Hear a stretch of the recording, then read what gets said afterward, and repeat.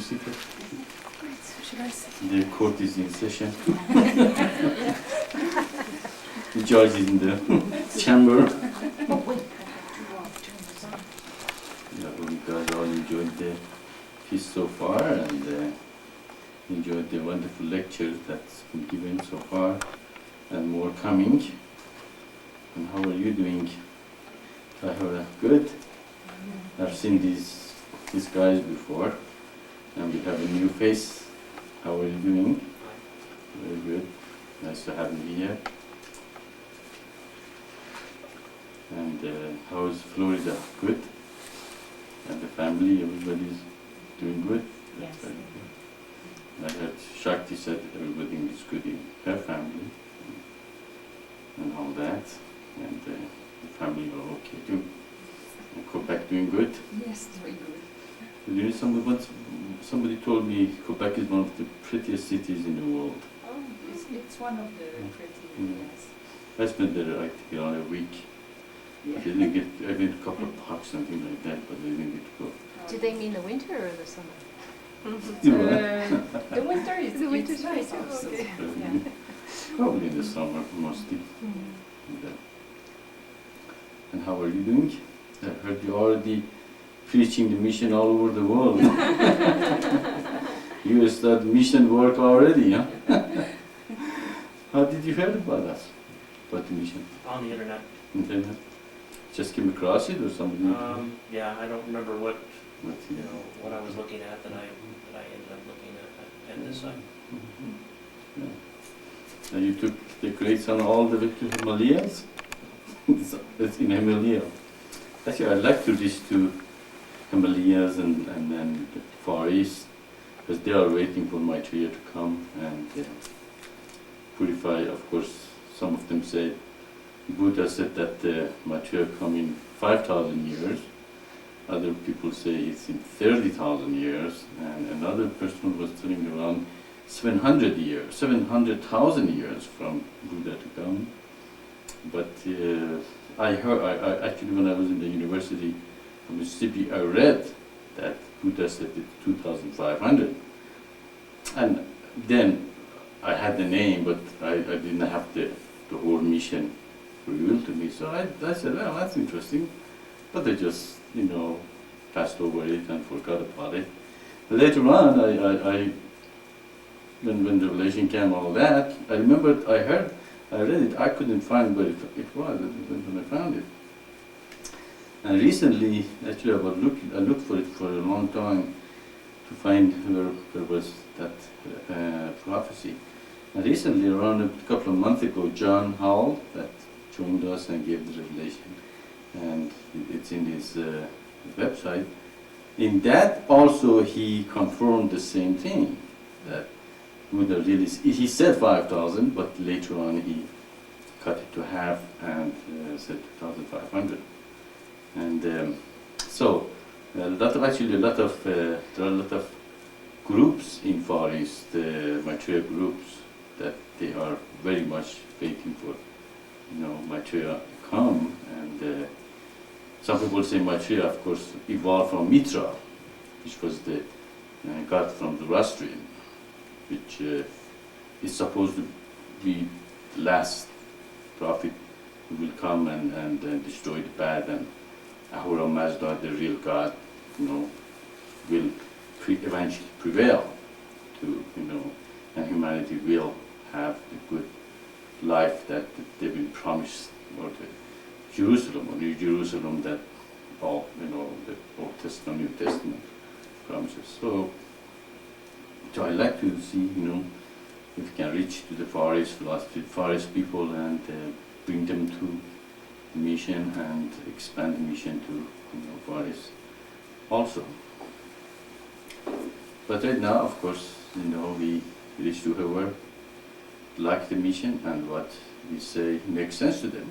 And one of the things that impressed me when I received the mission and this revelation, it made sense. That was interesting that somebody was telling me last night that you also felt that it made sense to you. That was actually, I rejected, the religion when I was, very young, because it didn't make sense to me. God sitting up there very angry all the time and, clubbing people in the head and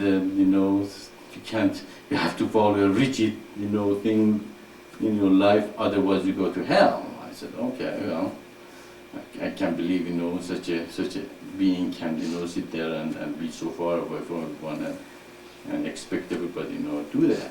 If you show God to me, I'll believe in you, believe in God. But of course, nobody could show me where God is and who God is, and they even don't knew that God is everything.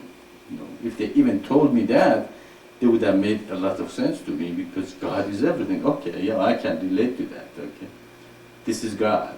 Everybody is sitting here is a part of God. Okay, that is very, very close. Something that you can touch and feel and see and say, yes, it is. So, but they didn't. So I just forget it. I'm not gonna, believe in something that is just in your imaginations. And so I believe in dialectic materialism, that everything is just by chance and, it just. But now I realize, after receiving all this truth, that how can it be by chance? The probability that it is by chance even greater, less than if there is a being that created everything. And of course, we know God exists now because, according to our teaching, what happened? He said He's going to do these things, and He did them. If He did them, therefore, this what? He exists. If we leave this room and we leave, and 1 hour later we come and we see somebody, this, flower is not here anymore, is over there. What do we conclude? Somebody's been in this room, don't we? Same thing. If God says, I'm going to do these things, and He did it, does that conclude that God exists? That you can see all through our teaching is what? God says, I'm going to do this, I'm going to do that. He did it. He promises Abraham, He promises, Abraham, all that. So we can see that God truly exists. Of course, you also can experience it, can have an experience with Him. That is, of course, the big grace, real, have a complete, close experience, just like when I received the first initiation on Ananda Marga, I went into my room, I came down I was living in a dormitory, and I came down and yelling to everybody, can't you see God, and just looking at me, are you crazy or something?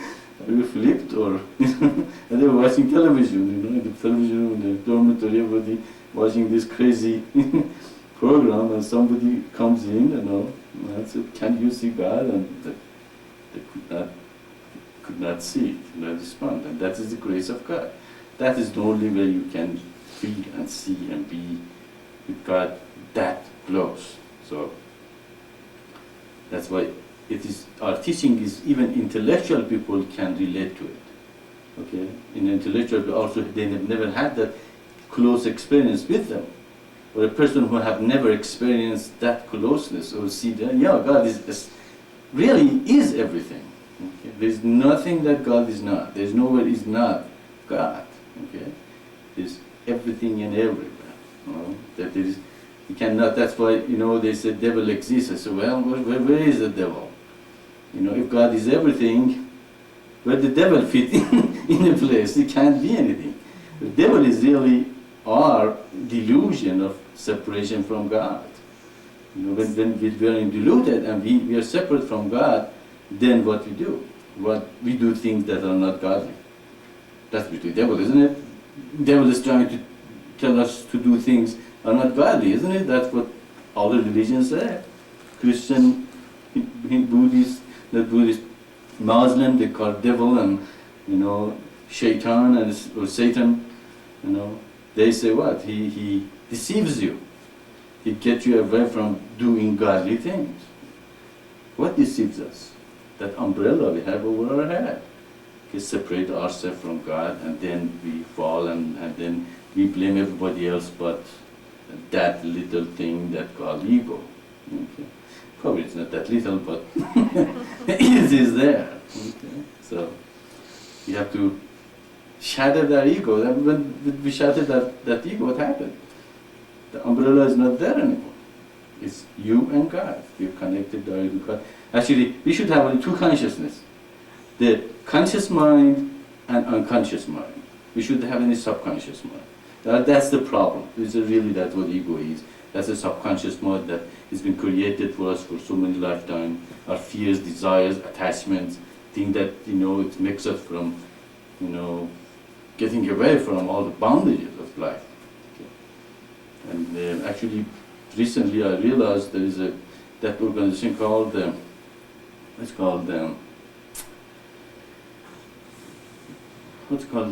calls the unconscious mind the active mind.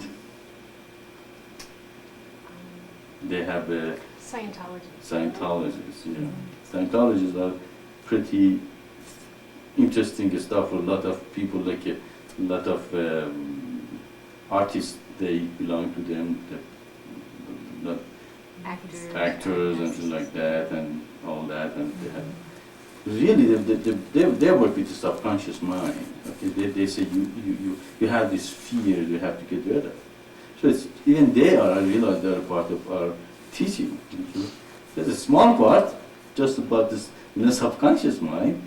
Okay, but that is true. What they say is true, but it is not a great revelation. It's something everybody should realize, that subconscious mind is the things make us to do things that we really don't want to do. Okay? Make us stay in a situation that we really don't want to be there. Okay? Make us, to go against that great will or great calling that we have heard, and we cannot, go and do it.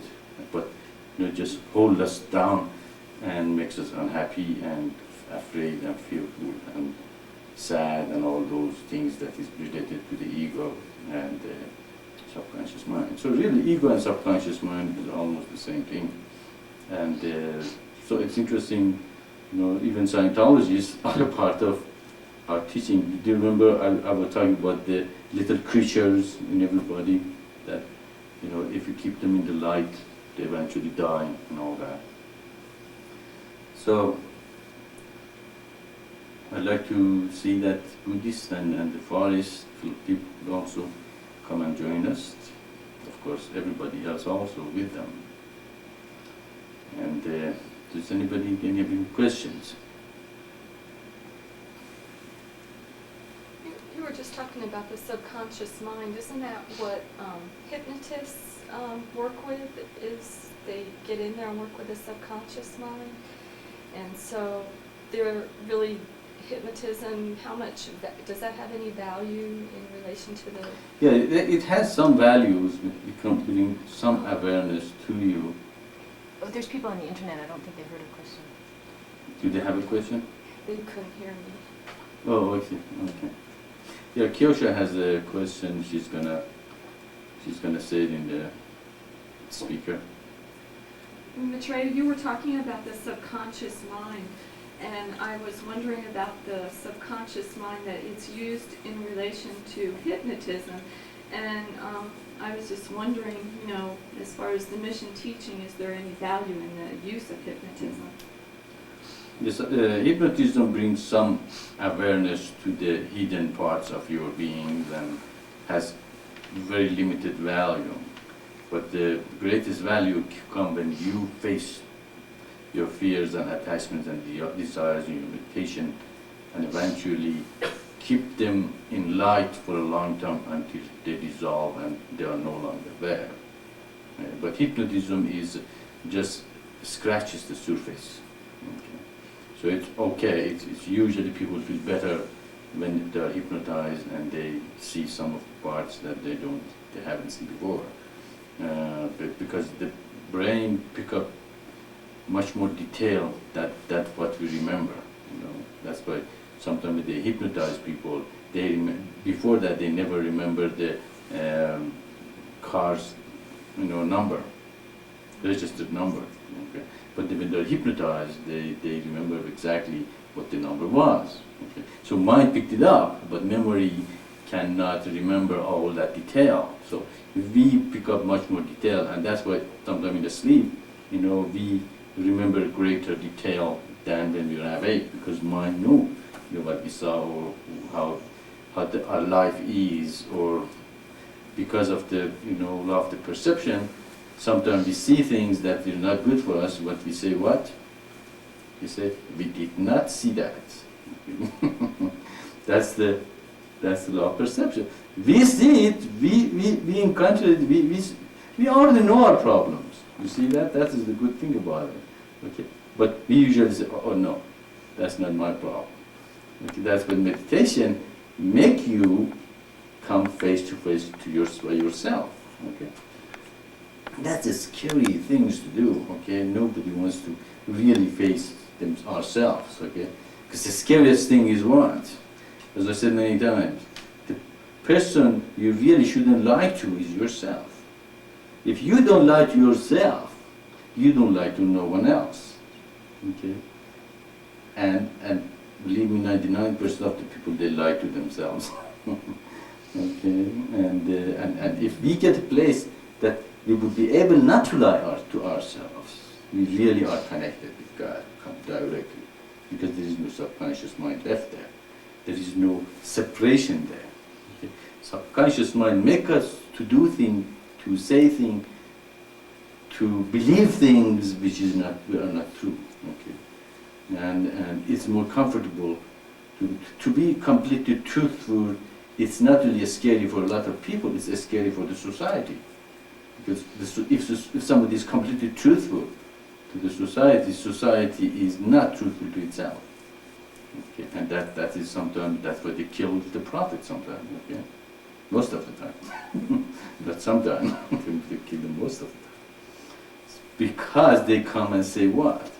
They say the truth. They say, for example, the name of Christ never was Jesus. And they do that. Why do they do? They heal with the name of Jesus. Isn't that scary? Somebody can propose that somebody that they were healing for thousands of years with a name that it never was his name? What we were doing, under whose name we were healing all this time? It's scary there, you see, that's a no-no. I was just reading, John's email to me, and he said, he became a Muslim. When he was a kid, he told his parents that he's gonna spread the light of God. And then, when he grew up, he became a Muslim. They got very upset with him. They believed him, but he said he's gonna spread the light of God. They said, okay, he's gonna become a preacher in Christian, religion and all that. They believed him. That's great. And then they became Muslim. They were really upset about the whole thing, that he became a Muslim. And then he told them his name never was Jesus. His name was Isa.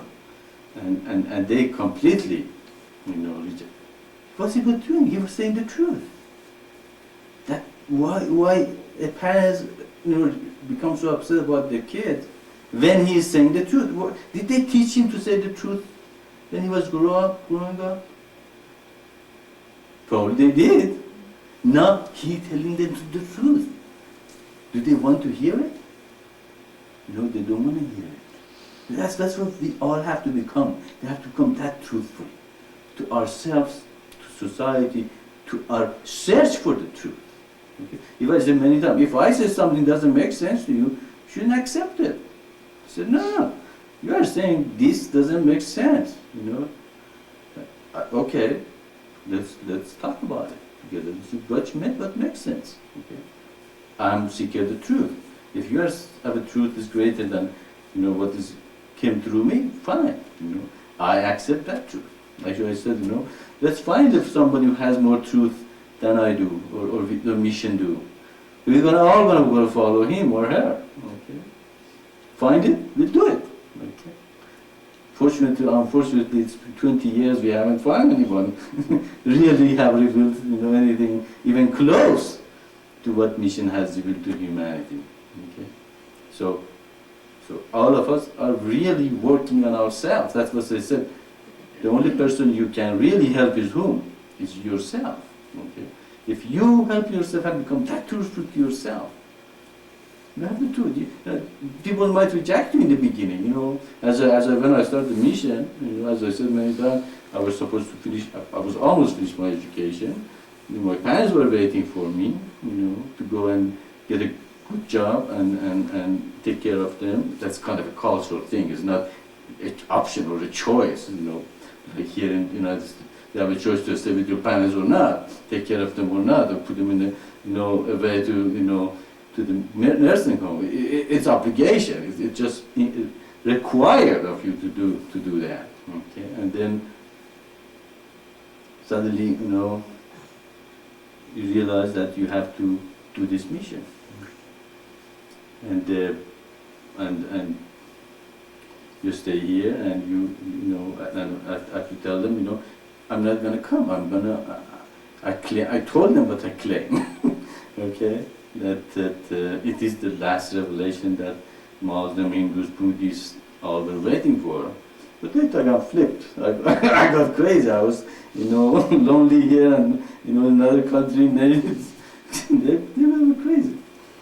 But now, you know, they don't think I'm crazy anymore, you know, because you know, they saw, you know, I'm not crazy. It's just like John, if he continues for the truth, you know, eventually his parents realize he's not crazy.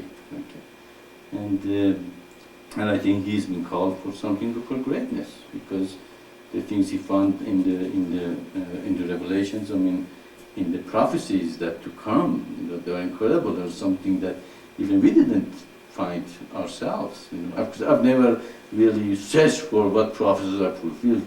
Some of them came just to me, just, you know, the Hindus and Buddhists believe, you know, the Messiah is the teacher is going to come from the east and from the west, and people in Jerusalem and Christian and Jews thinking coming from the east. And whereas Tehran is right in the smack in the middle of these two religions, and it's in the east, west of, you know, India and Tibet, and the east of Jerusalem and Europe and United States. So this thing just came to me, made sense.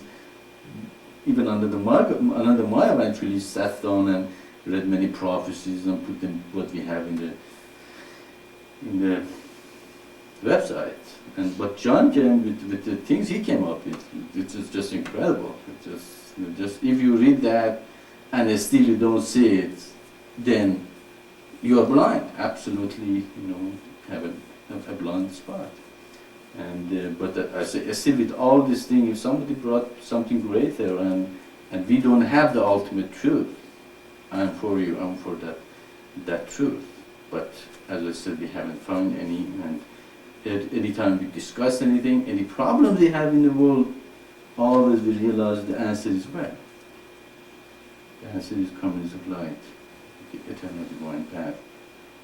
If we solve that problem. What are humanity looking for? For a solution. Do we have a problem in this world right now? 1, 2, 3, 4, 10, 100? Many, many problems. That's amazing. All of them can be resolved and solved with comings of light, with the eternal divine path. Okay. So again, we have been called for something which is incredible. I didn't expect to receive this revelation. I came here to just finish my education and go back home. But it came. It is here. It is with all of us. And I'm very glad every time I see somebody new comes and join us, that somebody else also have seen the vision. And I'm always thrilled. I'm hoping one day thousands and millions of people come and join, and communist of flood just pops up all over the world, just like a mushroom. You know, when after rain, have you seen how mushrooms pops up all over the place? Just like that, you know, it pops up all over the world. But I was out. What was the name of that lady who came over, registered the mission? Oh, Elena. No, Elena. Elena. I was telling her, you know, that this mission is like a very heavy tank. You know, it's very hard to start it moving, but when it starts moving, it's very hard to stop just stop it. You know, it's gonna just roll over a lot of obstacle and go over. So this is some basic thing that probably you guys have heard so many times. I will repeat it. Is it getting boring for you guys? That no. So it's and this afternoon somebody was asking what is the meaning of grace. Okay, and it's true. You know, you have to experience it to really know what it is. But I have put a small meaning for it so that you can read it to us. Actually, when I was listening to this lecture, I put that down. Grace is a feeling of completeness, joy, thankfulness. He who follows the first law, thanksgiving, will experience grace. That's great. Can I put that on as a quote? Yes, so it's a feeling of you're really complete. You're one with God. And how can we feel complete? Is when you are one with God. Because that's why we're feeling incomplete, and that's why humanity falls. You know, because they feel incomplete and not connected to God. Therefore, that thirst for limitlessness, they want to feel with what? With the possessions, with the partner, with the job, with with the ambition, with everything. They do everything to not to feel that emptiness. Okay? And that emptiness, of course, they get a good job and they got promoted. They're happy for a couple of weeks or a month or 6 months. Then what? They want a better job. They get a higher position. Even they become president of the United States, most powerful place, still they are not happy. And we know what happened to Mr. Clinton and if he was happy, would have done something like that make him, whatever, people talk about him. So, probably not. He was the head of the United States, the most powerful nation in the world, and I don't think there is any job in the world more powerful than being the president of the United States. Is there? Probably not. Okay. So what happened? So it shows there was an unhappiness that he was seeking to fill up that emptiness that was in him. So we can see that even that doesn't fill you up. So what fills you up? That grace, that completeness, that feeling of thank you. That's what really humanity needs. That's what I don't need anything. I don't want anything. I'm complete. I don't want a partner. I don't want money. I don't want a position. That's what I want. I want to feel that completeness. Okay? And that's what grace is. Okay? Of course, you cannot say I'm in grace but not follow the law. Okay? If you are coveting your neighbor, okay, if you are doing adultery, you can say I'm in grace. I have the grace, but I'm not going to follow the law. Just like some of people, say that no, he died for us, therefore we are in grace, but we can do whatever we want. There is no law. That's not correct. If you are in grace, you will follow the law. It's impossible for you not to follow the law. Because the moment you not to follow the law, what happens to grace? Grace will be taken away from you. So that's an absolute lie that you say, I'm in grace, but I'm not going to follow the law. Because the moment you're in grace, you are following the law. But if you follow the law, but without grace, you become what? You become legalistic, very dry. Okay. You have to wake up in the morning and do the reminder. Okay. But I really don't want to do the reminder. Okay. But I have to, because Maitreya said, and if I don't, I go to hell. Well, I'm sorry, you're already in hell.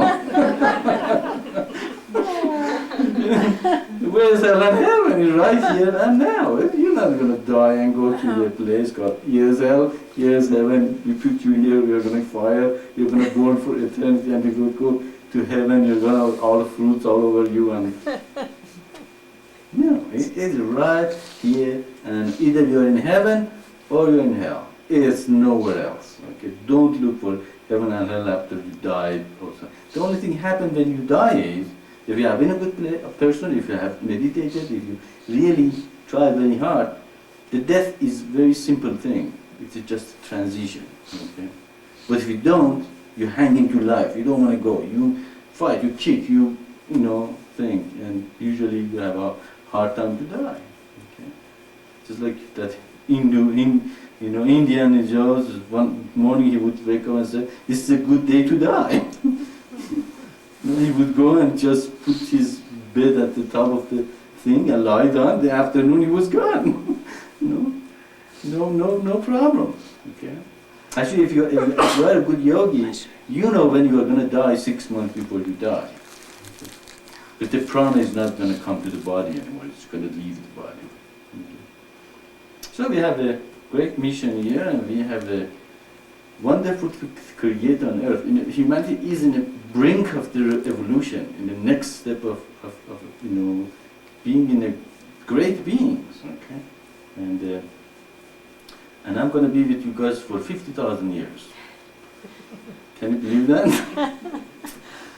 Actually, after I left that body, there's going to be a group in the mission that they're going to look for me after that I'll be incarnated.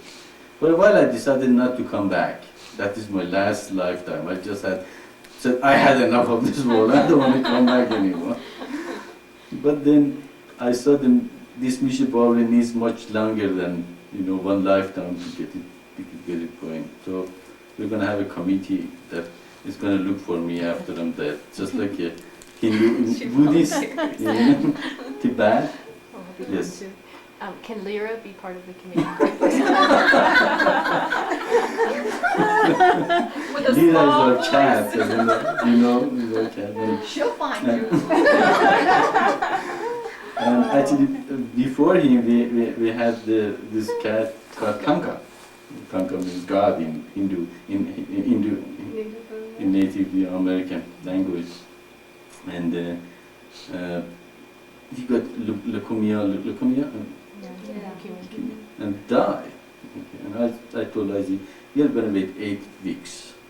After that, we're going to go look for it, for him. Actually, it was him, not her. And then we didn't really look too hard. We went to the pond that they had the thing, and all these cats were here, and he was alone by himself in the one thing. I put my finger in the door and pushed her. She's got angry. She tried to, attack my finger, and I said, I think this is her.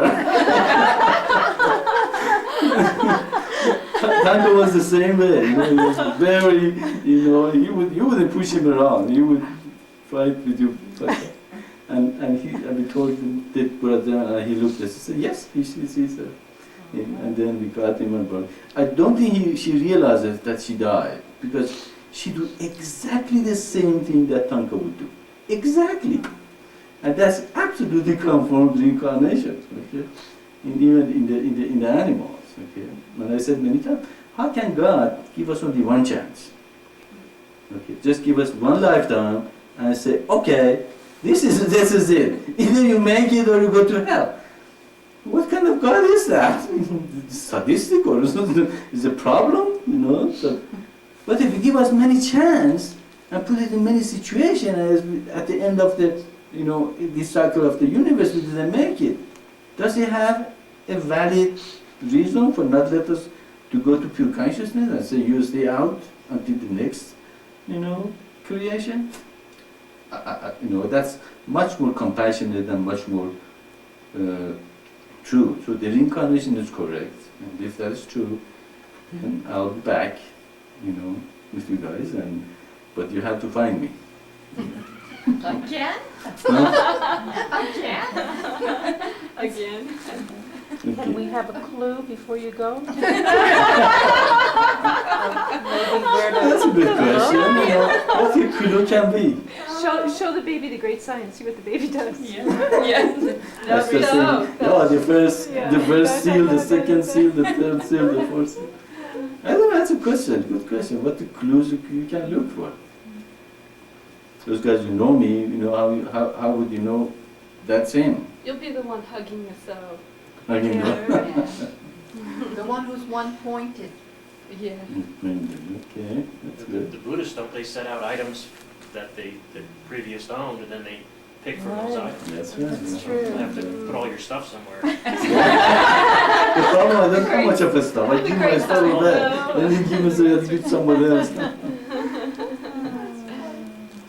What is that one attached to? The great sign. God. Okay. God, You're gonna come preaching the great sign again. So probably you guys probably recognize me, you know, so after I came back. That was a problem for a long time. I was considering what happens after I leave, you know, because I've seen many organizations fell apart and they choose wrong leader, or they destroyed, like, you know, Baha'is, that they even destroyed whatever we told them to do. Like they have a guardian and all that. We can talk about it tomorrow. But it's a great thing. Even Islam split because of the, you know, successor or something like that. Not important, but Won't you emerge as a leader? Wouldn't we know by that? Because that's what you teach that's in not the bad. system. That's good. yeah. That's good. Of course, that is going to take a long time. Until I'm probably 25, 26, 30 years old. 18. 18. Well, it's hard to a person emerges when they're 13. 18. They're still teenager and crazy, and the hormone going a couple of 100 miles ahead of their brain. So it's very hard to do that. So that's one of the things. It's a good thing to think. I'm open to suggestions and things like that. Or maybe it's not a good idea. Maybe we should do something else. If I think it's not a good idea, you know, just like a business thing, maybe we can discuss it. You know, what's the best way to do this?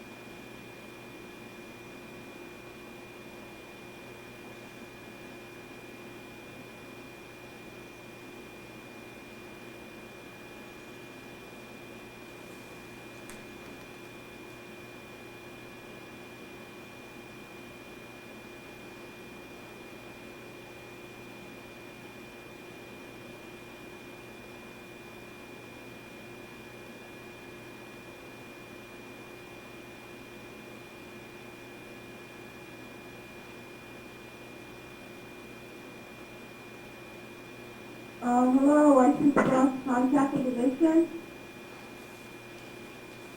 Yes, Emma, go ahead. Do you have any question? We are meditating, and that's why you cannot hear us.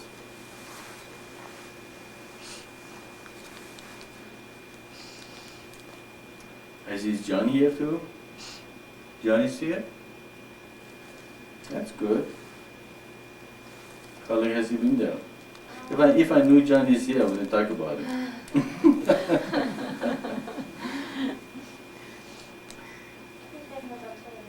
Huh? 10 minutes? Okay, Emma, John was worried about you. He was asking how are you doing. You want to tell him? Yes, hi John, I received your email and I replied, and thank you so much for being so concerned, and everything is going okay. You're just taking one day at a time, a lot of meditation and prayers, and thank you for the wonderful email, okay?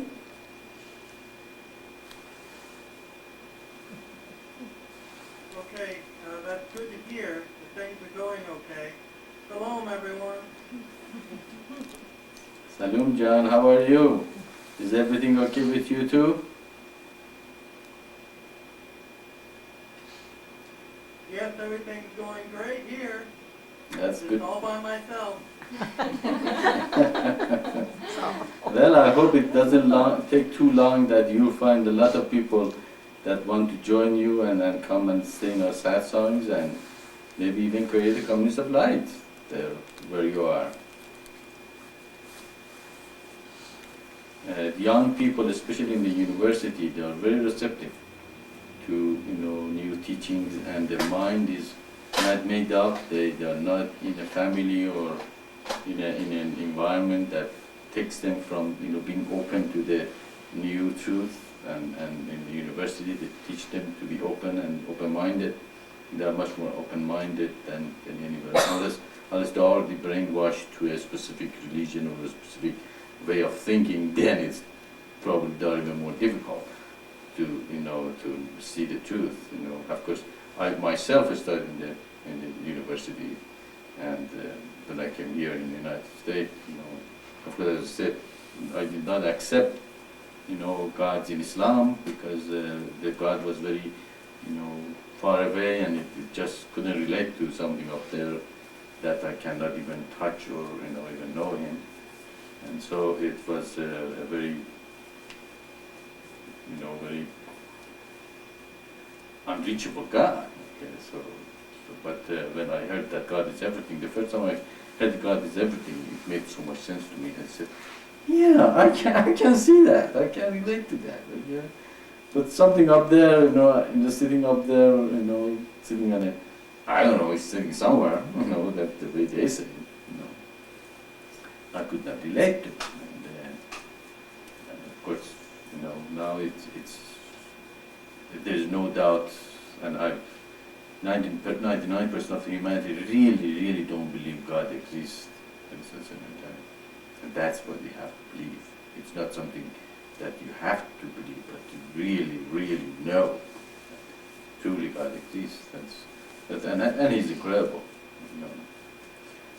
I told you about my vision when I was in World Unity Forum, actually, the first meeting in the World Unity Forum in Colorado Springs. I did not stay in the hotel they reserved for me. I stayed in a small hotel, around a mile away from it. And Sari was with me, and she stayed with another lady, and then she picked me up and had the car. First in a hotel in the middle of the night, of course, after that vision that God is really knows everything. Even He knows that it's what the smallest fish what does. The smallest fish. Nobody cares about the fish. That's living somewhere in the coral reef and just by himself. God knows that fish and what is He doing. Okay? So if He knows fish that is such an insignificant thing, He knows about all of us very well. What we do, where we go, what we eat, what we think, and so that story is true. I told you many times, the spiritual teacher had 5 disciples, and one day said, I like you guys to give each of them a hen or a rooster, and told them, go and kill where nobody can see you. One of them went in the back of the house and killed that thing and go, here it is, nobody saw me, I killed it. Other one went, very deeply inside the jungle and killed them. Everybody, 4 of them killed the poor bird. One of them came a whole day, went all over the place, and at the end he brought the chicken unkilled. And the teacher said, what happened? I said, I couldn't find any place. There was no God looking at me. I couldn't do it. There was always present. I said, okay, you are the person who realized the reason I did that. So it's something that we really have to believe that really God exists and is with us all the time, even when in those times of desperation that we think nobody cares or nobody is really with us. Know that that's not true. God cares and is with us. It's not something I'm trying to make you guys feel good, that's the truth. Not saying, oh, he's trying to make us feel good about it. No, it's the truth. So,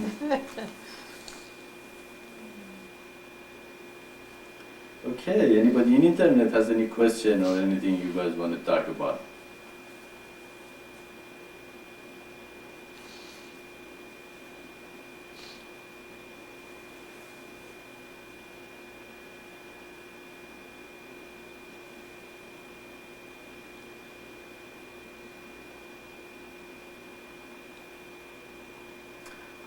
Did you get to go to Himalayas? It was, my mother had set aside some money. She passed away in March, and had set aside some money for. Can you pick up the microphone? Oh, okay. You can actually pick it up and sit down if it's easier for you. Either way. You gotta really talk into it. Yeah, I asked the question about how. Yeah, my mother had a debilitating disease and was knew she only had a short time to live. Oh, okay. And she had a certain amount of money she had set aside for her children that she wanted to give them. And so I decided that was something I always wanted to do, and it was a gift from her, because it's pretty expensive, but I've always done a lot of backpacking and a lot of going up into the mountains, and those are the biggest and best mountains around.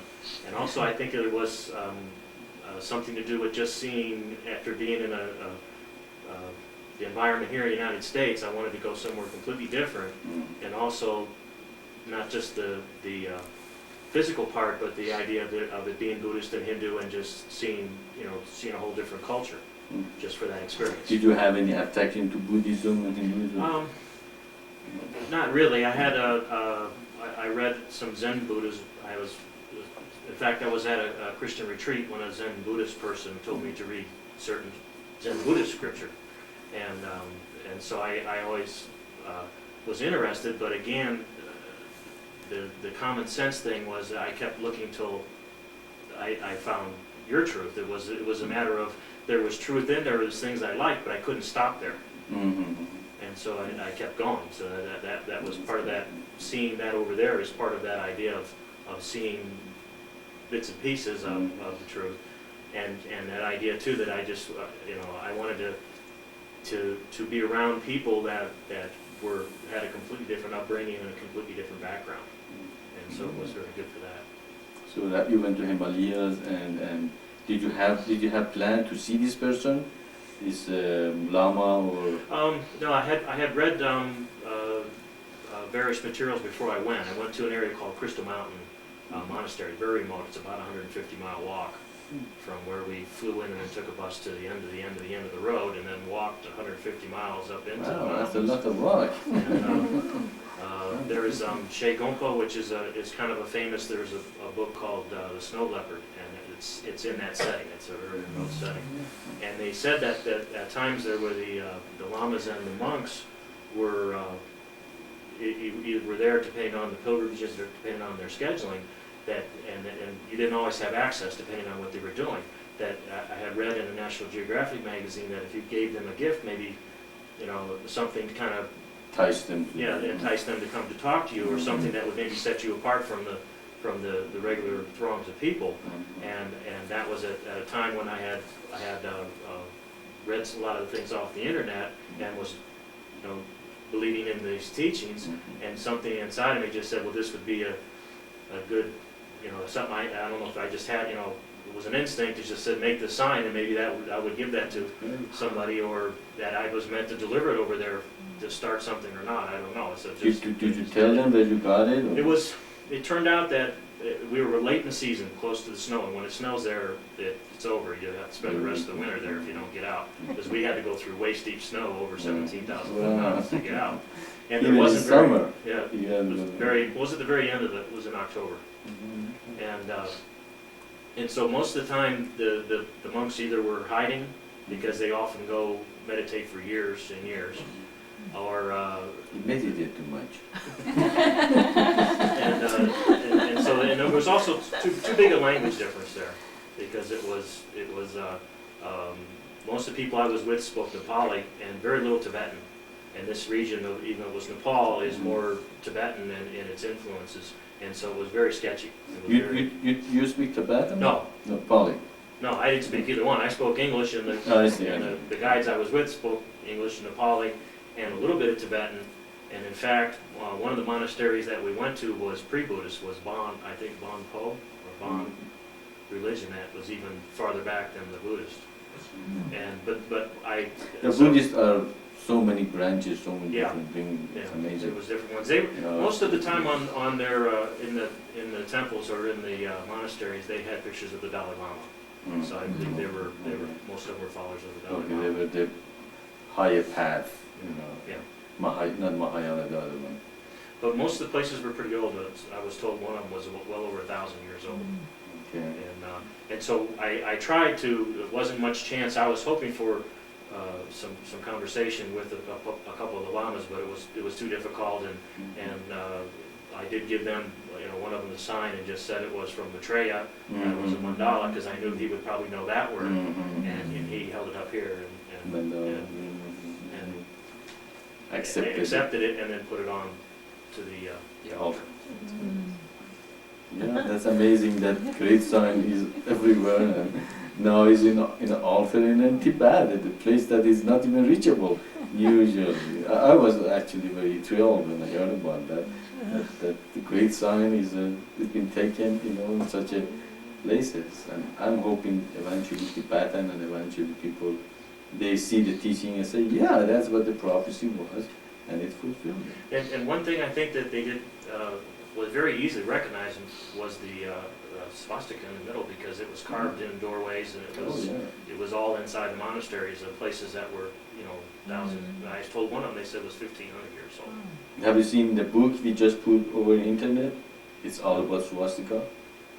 And it was published in 1896. And it was before the World War II and Hitler. And it means good luck. It means, you know. Yeah, they use it quite a bit over there, because they had it painted on rocks, and I saw it the whole time. I mean, I saw it. Absolutely doesn't mean what the Hitler would use it for. And I even saw it on a package of noodles. you know, I saw these noodles as the mission's putting out noodles. I said, that's swastika brand. And it was a good luck noodle, huh? That's fantastic. Just now we have to convince the West it's okay. It's not a bad sign. You know. Actually, I was against it. The first time I signed on the Marga, I said, "Are you guys Nazis?" I was taken back that they were using it, and then little by little they told me it's not. It's a very good sign. A lot of religion following. That's great. That's great. Have anything more to tell about us, about yourself? That will get you to know you much better and know what is basically doing, or now you find this truth. What do you think you're going to do with it, or You're not going to do anything without it? You have that choice. I think I have already, in fact, I visited a mosque in Ohio with my sister. She's a Methodist Christian, and there's a lot of Muslim movement into her neighborhood, and so they have some programs so they each can get to know each other. And went there, and I talked to somebody who had just returned from a Hajj, I believe. Hajj. And Mecca. and to Mecca, and he had a very when he was explaining his feelings there, it was very much of a universalist feeling. And so when he asked me what I believed in, and then I started, talking about the mission, he was very interested. So I think that felt good that I was helping somebody to the truth. That's and so I think that's what I see as far as what I'd like to do. The first works. You like to reach to the people and yeah. let them. Because already with my friends, even though some of them think I flipped, but I You know like, the feeling, don't you? Among the. but when I'm in the conversations, it's not too often that you can have those kind of conversations. But when I have them, I feel that it's good. Even if I have to. Those are the best. Even if I'm not, I have to learn that lesson of submission, of that idea that even if I'm putting out the truth and they're not believing it, then I'm putting it out there. Very good. So Yeah, that's the part of the eternal divine path. You're not attached to the result. You are just a channel to keep the truth. And to whoever you give the eternal divine path and explain it to the mission to them, you're done with them. You have no responsibility whatsoever. If they came to you and wanted to more, then of course, you have more responsibility to guide them to greater, manifestation of what you're doing. So, that's great. That's very good. That's very good. That's good. Well, I'm waiting for 144,000 dedicated people that they really come here and they see the truth and say, this makes sense, okay? Whatever I had so far didn't make sense. Okay? It was just a stop short of completion. And all of them do. Okay? That's why, in Revelation it says what? Until the seventh angel comes, everything is mystery. So, until we reach this point. That's great.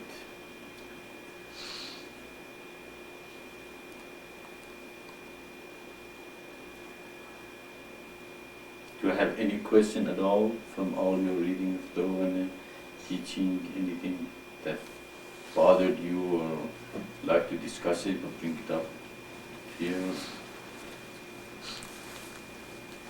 I was thinking when you were talking about the seventh angel having the whole truth, that not even Isa or Muhammad or Bob had that, and I was wondering how that relationship worked if the first begotten Son was revealing these seals and these teachings, that they didn't have the whole truth, that they only revealed their stage, but were they also would be considered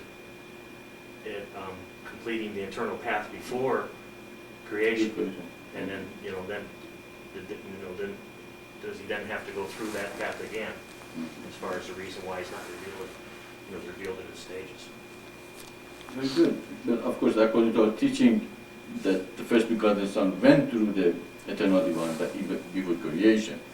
Now, this revelation, if you read the Old Testament, God chooses Isaac and Ishmael, two children of Abraham, to bring two revelations to humanity. So the children of Israel or Isaac children, eventually the Messiah or comes as Christ, as Isa, or as known in West as Jesus. And Christ says there's going to be another comforter come after me. Okay, so he doesn't say I have all the truth. He says another one is going to come. I haven't done it. I have not completed it. So Old Testament is waiting for Messiah to come. Messiah come and say, no, I don't have it. Somebody else is going to come after me. Prophet Muhammad comes and he in the Quran says, I only reveal a portion of the eternal truth. Okay, so if he is revealing a portion of the eternal truth, what happened to the rest of it? Because the scriptures is telling us first, when the seventh angel comes, the mystery of God is going to finish. It means when the last revelation comes, there is no mystery left. The whole eternal truth is going to be given to humanity. So if Muhammad says, I'm not giving the whole thing, therefore there is still something there, he hasn't given the whole thing. Comes to Bob. Bob comes and say, after me is another person comes that he's going to be he who will be manifested. So Bob says, I don't have the whole thing. Okay, somebody else going after me. And then Baha'u'llah comes. Of course, the Baha'is say he was the one who manifests.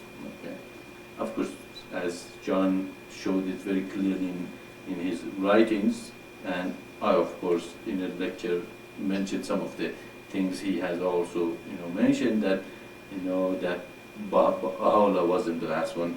Actually, he destroyed a lot of his writings and give it to his, some of his people to throw it into the river and destroy it. And the person who received it didn't want to do it because he thought, they are so wonderful they should be kept. But he said, no, humanity is not ready. So Baha'u'llah didn't have it either. He didn't keep every revelation he received.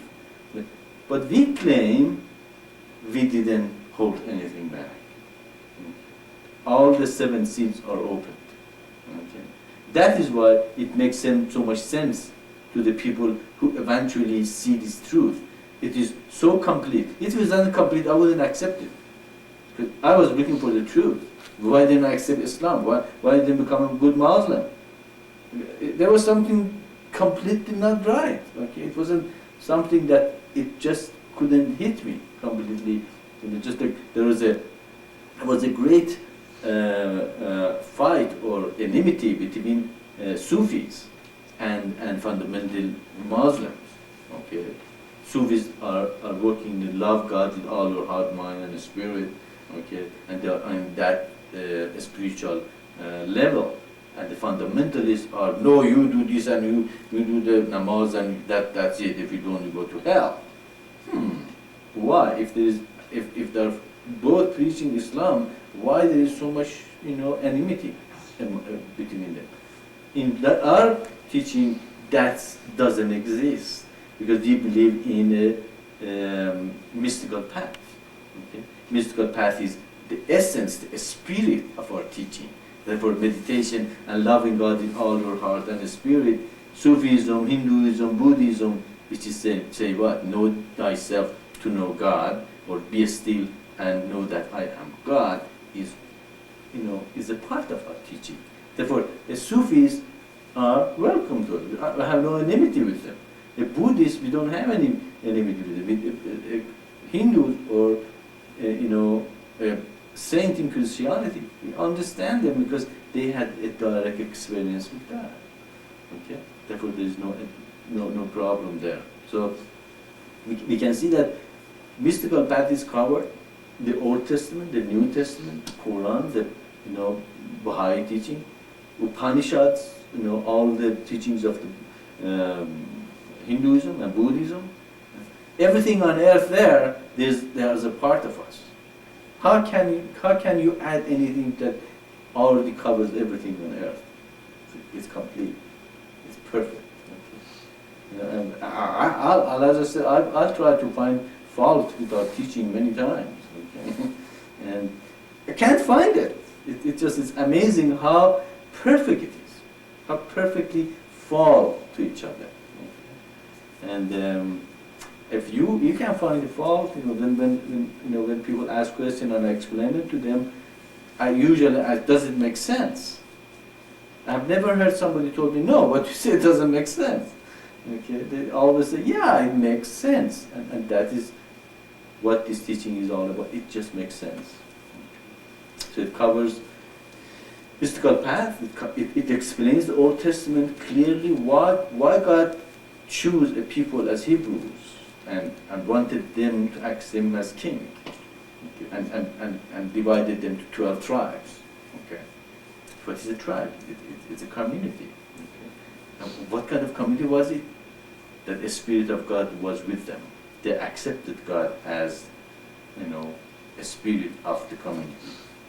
Okay, that's what the triangle upward is the hierarchy, and the triangle downward is the Spirit of God in that hierarchy.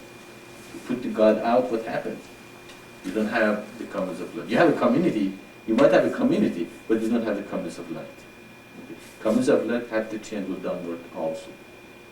It's included, both of them. Does it make sense? You see, you're saying it makes sense, you see? Tell me if it doesn't make sense, great. We can discuss it and find a fault. Okay. But it amazingly makes sense. Okay. And also prophecy is fulfilled. The seven seals are open. It makes sense. Everything says that's it. If somebody can prove to me that's not it, I'm the first person going to drop the mission and go somewhere else. Believe me. I have to say, okay, it doesn't make sense. It's not what I believe and claim, and let's just all of us go somewhere that find that something makes sense. So that's why it just makes sense. Okay, it just makes sense.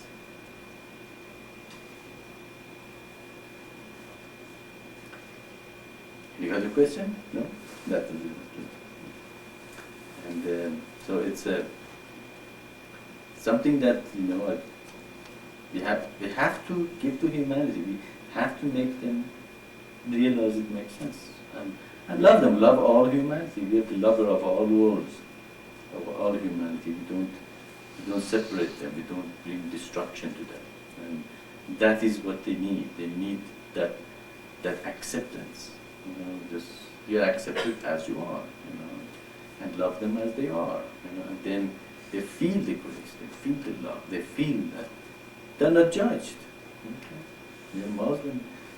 Some people have a lot of fear. They're living in an environment that it is not conducive to their spirit, that longing. My sister was here with us for a week. And she was thrilled with everybody here, so much loving and open and the teaching and everything, But she tells me, come and visit us. I say, okay, I come visit you. She said, but don't tell them that you claim you're a prophet. Why? Because, they probably kill you, as they did Bob and all that. So that is so much fear. She really wanted this. You can just feel that she really wanted it, but she's afraid. That fear that I put in her heart, that should be healed. That should be taken away. For every human should not feel like that. Should be free. Even in this country, you should not let them, get this freedom away from you. It's wonderful to have that freedom. It's a gift God is giving to you. Everywhere, even in other countries. It has to be based on the people. Actually, our teaching brings the truth about the system from the people, by people, for people. Okay? If you read our system that is going to emerge, that's the only system that's going to emerge really from people. It's based on the commons of life. And who are the commons of life? People are the commons of life. So it's, if we're going to have a hard time, of course a lot of people believe in their dogmas, we have a hard time to convince them, but with all the prophecies that it's fulfilled through the mission, as I said, if somebody reads those things and they still don't believe, there's absolutely wrong with them. Okay? Because that is exactly what God said it's going to do, and that's exactly what God did. I don't have a big ego say, oh, I am the Messiah and everybody should fall in front of me and all. Actually, my existence is a proof of God's existence. Okay? That is the most important thing, that God really exists. He said He's going to do that, and He did it. This body is going to die and go. Maybe you guys can't find me after I went. Maybe I don't come back. Who knows? Maybe that is my last lifetime. Well, probably not.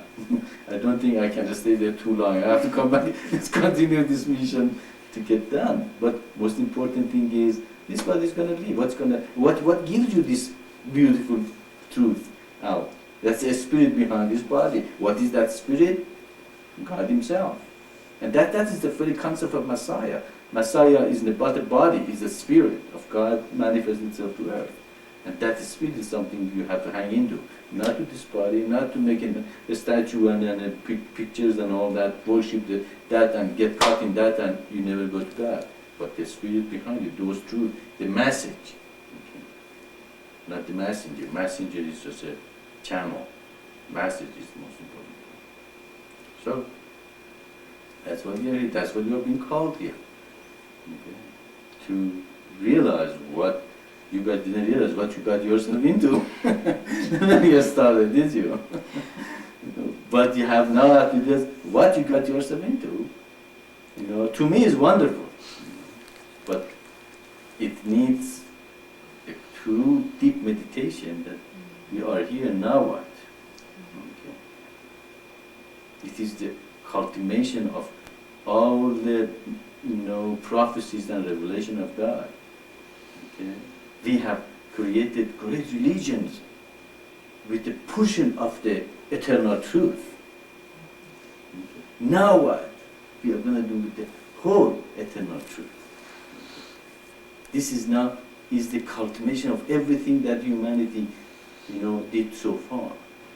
Now I'm here. Why I am here for? Okay.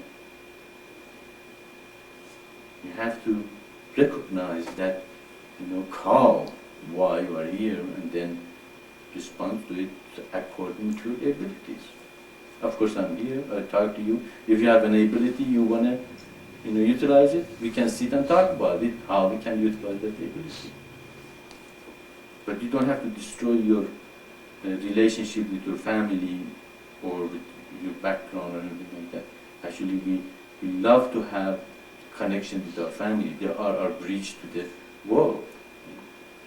Of course, ultimately there's a point that they are in our way to go to God and do His work. Of course, you have to say, sorry, I love you, but I have to go somewhere else. I have to, just like what I did.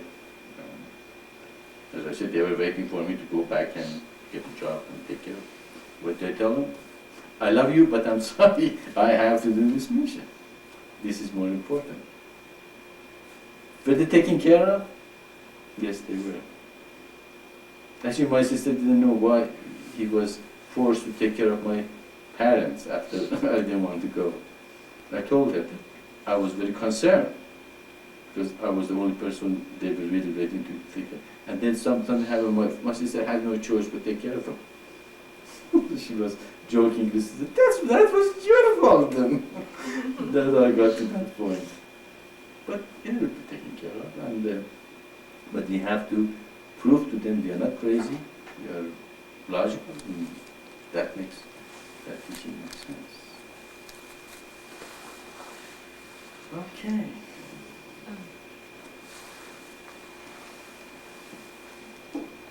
You were just speaking of family. I just wanted to share that my mother said that she hopes we have a good feast.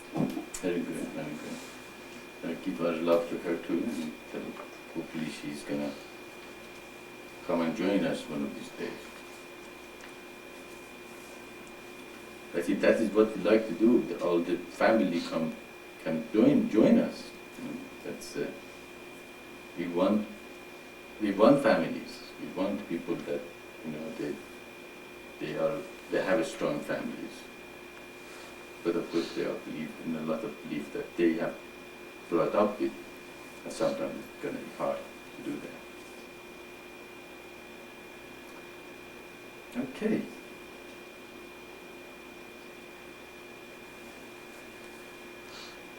Anything else? Okay, then I wish all you guys have a good night and sleep. And I'll see you everybody in the lecture tomorrow morning at what, 9:30? 9:30.